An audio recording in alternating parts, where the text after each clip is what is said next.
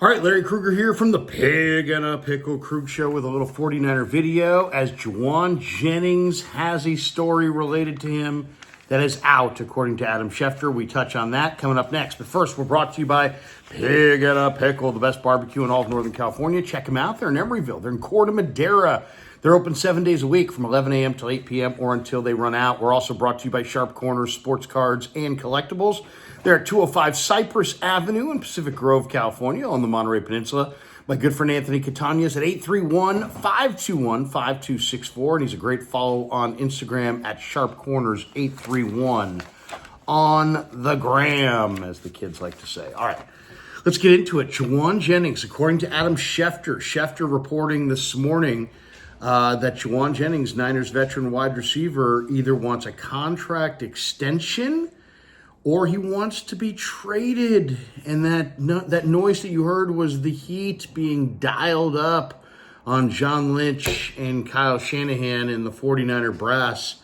Another training camp where you've got more contract drama. And, you know, this hurts the 49ers because they're kind of caught, they're caught in between. On one hand, Jauan Jennings is one of the leaders in the room, right? He's been underpaid throughout his career. He's one of the leaders in the room.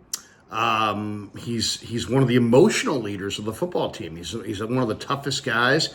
You know, they didn't come up with third and Jauan out of thin air. This guy has proven it on the money down over and over and over again. You know, in the Super Bowl, when people thought, it'll be Debo and Aiyuk that step up, it was Jauan Jennings who stepped up.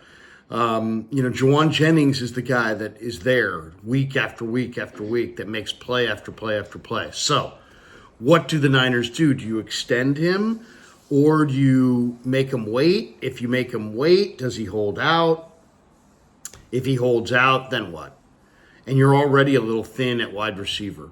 So you already go into this year, no Debo Samuel. Why? Well, Debo is traded to the Commanders. There'll be no Brandon Aiyuk. Despite the fact there are reports that he's going to play week one, I think it's much more likely that he's not going to play in the first half of the year. But maybe I'm wrong. And he did blow out both the ACL, the MCL, and the meniscus. All three in week 7. Usually an ACL is a year-long deal.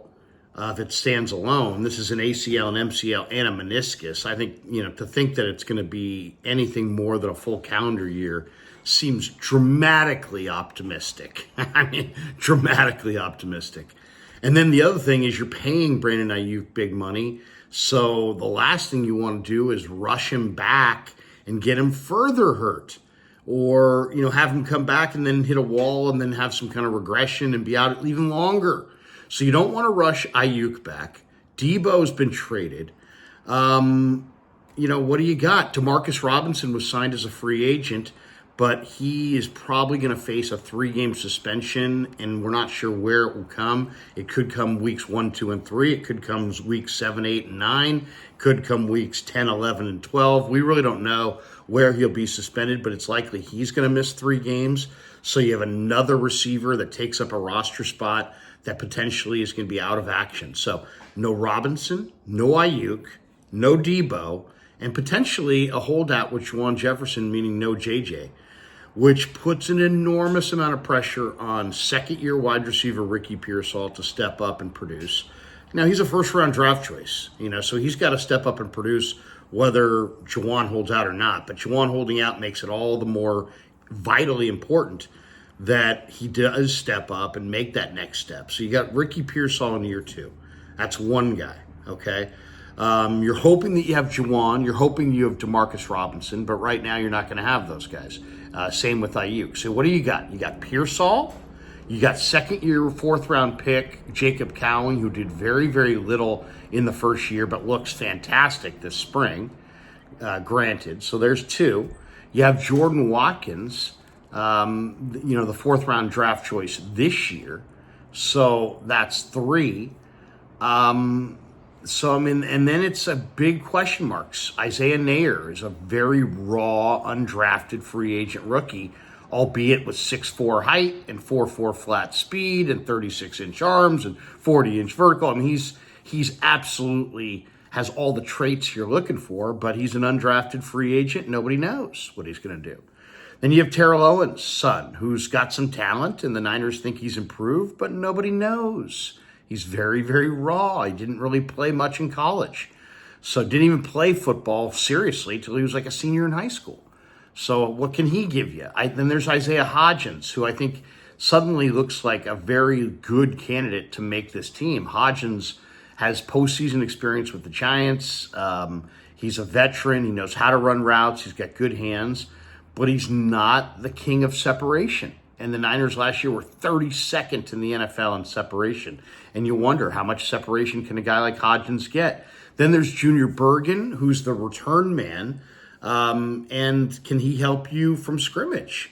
So there are still veterans out there like Amari Cooper, Gabe Davis, Keenan Allen, and maybe now with this latest wide receiver news, maybe the 49ers will go that veteran route. You know, I was kind of advocating that they shouldn't go the veteran route and that they should just kind of wait until the end of camp and look around the league to see which wide receivers happen to shake free at the cutdown. And you never know. There might be some really good wide receivers that shake free at the cutdown, and the 49ers could easily have one fall right into their lap. And there's any number of guys. And I did a whole video on this last week. I mean, Laviska Shenault is, in a lot of ways, he's with Buffalo. He fits what the 49ers are really looking for in a receiver. He's very much like a Deebo Samuel in that he will running back. He's like a running back. He's like a receiver. You know, he's both. Green Bay is very deep at receiver. I think there's a very good chance that they cut Bo Melton by the end of camp. Kansas City has an undrafted free agent on their roster named Elijah Badger, who I don't think is going to make their team, but I do think they're going to try to squeeze onto their practice squad, and he's worthy of picking off. And I think that would be a great addition. I've mentioned Malachi Corley. The Jets are very deep at wide receiver. There's a very decent chance that a guy like Corley gets cut. New England, there's a very good chance that Kendrick Bourne gets cut in New England by the Patriots. They have a whole bevy of receivers, young and old, and it looks like Bourne's going to be on the outside looking in. Nick Nash, who had a prolific career at San Jose State, is with the Atlanta Falcons, and the Falcons have a lot of receivers. And it's no lock that Nick Nash is going to make their 53-man roster out of the chute. He may be headed to the practice squad. You may be able to pick him off. Jerry Rice's son, Brendan Rice. There's suddenly a lot of receivers with the Chargers, and there's no guarantee that Rice makes that team. I mentioned Shenault as a guy who can play a lot of different positions. And there are other guys besides those guys, but those are the ones that kind of stand out to me, the receivers that are out there. I do believe in Jordan Watkins. I do believe in Jacob Cowing. There are other receivers that could shake free, that could really help the 49ers. Rondell Moore could get cut in Minnesota. Derek Young could get cut in Seattle. Christian Kirk could be available in Houston. Treylon Burks could be available in Tennessee. There's really a number of guys that potentially could be available. McCole Hardman may not make Green Bay's roster. Michael Gallup may get cut by Washington. The New York Giants have some really good young receivers and guys who can run. Juice Wells, Daquan Felton, Bryce Ford Wheaton, the former West Virginia star, can run really well. Philadelphia has a guy who was at the Niners local pro day, Giles Jackson, a small receiver, but he's a slot receiver from Antioch who played at University of Washington. So, Romeo Doubs is rumored to be available in trade. There's a number of receivers around pro football. Now, I'd rather go with the younger guys. Why? Because then if some of the other receivers emerge, Cowing, Watkins, Pearsall, Nair, then you don't have somebody who has a guaranteed spot. You don't have some veteran who's very proud and in the corner of the locker room and he's unhappy because he's not playing more. We've seen that in the past from Devondre Campbell, from Willie Snead and others. Willie was professional about it. Devondre was not, but neither guy was all that pleased to not be playing at the end of the year over the last couple seasons. So you got to make sure that, everything's right in your locker room, and Jauan's one of your leaders. Now, if it was up to me, I don't think I would give him the big money extension. I wouldn't mind extending him. I wouldn't mind giving him an extension, but I'm not giving him some monster, huge money extension. I just don't think he's worth it. You got to stop paying wide receivers.